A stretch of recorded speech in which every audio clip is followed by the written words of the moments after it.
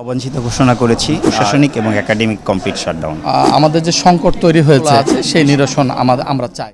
অর্থাৎ আজকে থেকে আমরা ক্লাস পরীক্ষা থেকে শুরু করে সকল একাডেমিক কার্যক্রম ও প্রশাসনিক কার্যক্রমে ভাইস চ্যান্সেলরকে আগে ছিল সহযোগিতা না করা, এখন নতুন করে যেটা হয়েছে ওনাকে অবাঞ্ছিত, তার মানে ওনার কার্যালয়ে ওনাকে অবাঞ্ছিত আমরা প্রবেশ করতে দিব না। এটাই হচ্ছে আমাদের আজকের কর্মসূচি। আমরা চাচ্ছি যে যেহেতু যে দপ্তরগুলো ভাইস চ্যান্সেলরকে সহায়তা করে সেই দপ্তরগুলো হচ্ছে লক করে দিতে, যাতে করে আসলে সেই কর্মকর্তা কর্মচারীরা এই প্রশাসনিক যে সহায়তা যেটা করতো সেটা যেন করতে না পারে।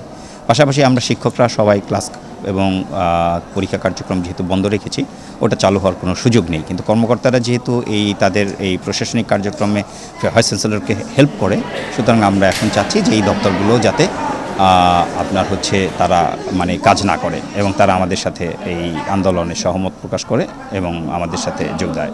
দাবি হচ্ছে যে আমাদের বরিশাল বিশ্ববিদ্যালয়ে যে শিক্ষক সমাজ, কর্মকর্তা কর্মচারী সহ শিক্ষার্থীদেরও যে বিভিন্ন আমাদের যে সংকট তৈরি হয়েছে, বিশ্ববিদ্যালয়ের সংবিধি সহ আমাদের শিক্ষকদের এবং কর্মকর্তা কর্মচারী সকল লেয়ারে যে পদোন্নতি সংক্রান্ত যেই সংকটগুলো আছে সেই নিরসন আমরা চাই। এই সংকটের সমাধান খুব অতি দ্রুত হোক, আমরা এটা চাই। সবসময় আমরা সমাধানের দিকে ফোকাস করতেছি, আমরা সমাধান চাই। আমাদের আশ্বস্ত করা হয়েছিল যে আমাদের যে সংকটগুলো আছে, আমি দাবি দেওয়ার থেকে বলবো আমাদের যে সমস্যাগুলো আছে সেই সমস্যার সমাধানের জন্যই কিন্তু আশ্বস্ত করা হয়েছিল।